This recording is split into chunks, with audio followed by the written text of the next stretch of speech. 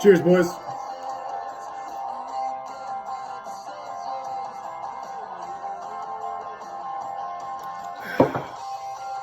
Hope you guys are having a good night. Hope I can give you a laugh at my expense here. Good fantasy manager. Good fantasy manager, bad decisions. So that's all right. Sometimes it happens. Put up 108 points this week. That's why I find myself here today in front of you all. You wonderful, beautiful people. But unfortunately, that's not exactly how I was hoping it would turn out. Couple great low point videos the last couple weeks by Kamish and Tony. Hope you all aren't expecting me to meet that standard. I'll do my best here, but we just got off the phone with AT&T. Was on for an hour. I still don't have Sunday tickets, so my tensions are high, temper's flaring. I'll try to turn it around here for you all. Anyway, not going to make excuses. No excuses. Just going to give you a few reasons why I lost and put up the least amount of points. Actually, 8 reasons. Deebo Samuel. Drafted him with a report saying that he was working his way back from a foot injury much faster than expected, was practicing at full capacity. About 24 to 48 hours before week 1 kickoff, Deebo Samuel goes on IR, 3 weeks minimum out. Looks like it might be a 4th week this week. But moving on, reason number 2, not excuses, no excuses. Just reason number 2, Marlon Mack, out for the season.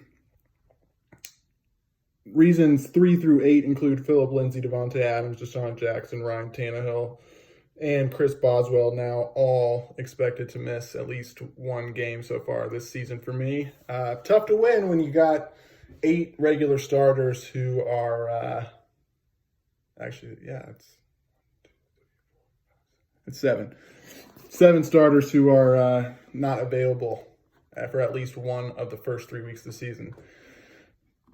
Good reason why I'm 1-2 right now, but let's just move on from that. We're just going to, for this video, the format, I'm just going to do the standard, typical weekly recap, week 3 recap here. I'll start with me versus Matt. After Minshew's performance on that Thursday night, I think he had 9.2. I thought I had an easy road to victory.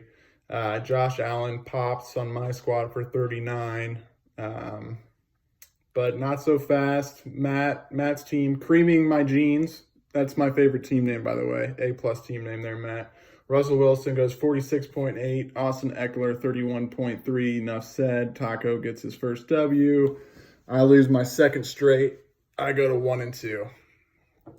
And drink to that. All right, moving on. Kamish versus Tony. This one was a close one. Just over a 2-point margin of victory for Tony. Dak Attack with 33.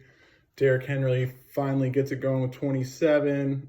Travis Kelce finishes it out with a clutch 14.7 for the dub. Chris, your team did pretty well this week. It was led by the Colts D. Go Horse, 27 points. In general, though, your running back situation is not ideal. Mike Davis looks like a strong filler with 25. Your team's pretty thin, but you got some young talent with some keeper stock. You can make some moves to turn around, including that trade deal that's on the table with me. I was hoping you'd call me middle of this video here so we can do that live, but probably won't happen. Anyway, hit me up. Let's do the deal. Kamish goes to 0-3. Tony goes to 2-1. Tony, great team name so far this year, by the way. A+.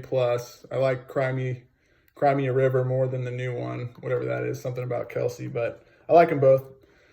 On the other hand, moving on to the next game, next matchup, Owen versus Joe. Joe has the wackest team name.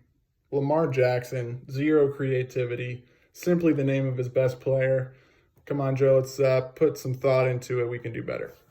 Another close one, though. 10-point margin. Owen wins, even with 2 hot eggs on his team. Bills D and John Brown John Brown went down with injury, but they combined for 0 points, and Owen still gets the best of Joe. James Robinson, 30.9. Allen Robinson, 28.3. DK Metcalf, 19. Both of his QBs had decent weeks. Deshaun Watson and Kyler Murray both had over 20. Joe's team largely shit the bed except for Lockett, who put up 37. Joe, looks like your squad is going to need Lamar to go for 30-plus consistently, or your struggles are going to continue. Put up 16 this week. Bummer. 0-3-0. Joe, 0-3. Moving on. All right, game 4, Donnie versus Carson. Donnie with just under 200 points to remain undefeated, it looks like. 30 points apiece from Brady and babyface Jared Goff. Keenan Allen with 30. Dalvin Cook, 26. Hopkins, 24. Yeah, that'll do it. Nothing you can really do there, Carson. Consistent performance with your players, all of them between 10 and 22 points. Defense and kicker were the only two that were under 10.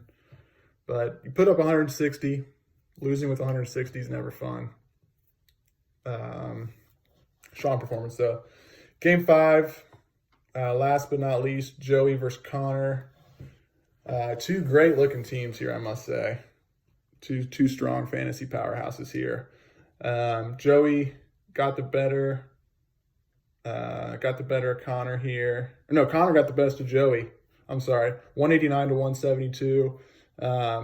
Joey's team only got better with that trade Taco made for him, though. I mean, geez. Best fantasy player in the league, going for not a whole lot in return. But anyway, it's never here nor there. I'm sure, Taco, you've got a lot of shit already for that. We'll see how it plays out. All right. Got to say, though, Bees, it's not hard to have a good team when you have Kamara with a late-round keeper coupled with an early pick in the draft to get Zeke. I think this is your 3rd year keeping Kamara, so we'll see what happens next year. We'll see where your talent really lies. I'll give credit where credit due, though. Is Baby Shark's on fire right now. Kamara scored 44. Old man Drew Brees with 30. James Conner with 25. Looks like I could be wrong about James Conner. Might be losing $20 to Bees by the end of the year unless he gets hurt. 48 from Mahomes wasn't enough for Joey. Solid performances from Kupp and Buccaneers D as well. Joey goes to 2-1. Beasley's remain undefeated, 3-0. Two great teams, like I said. We'll see what happens this week.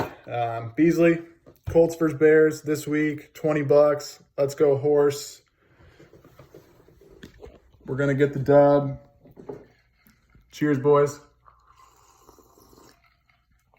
Holler at me with that bet.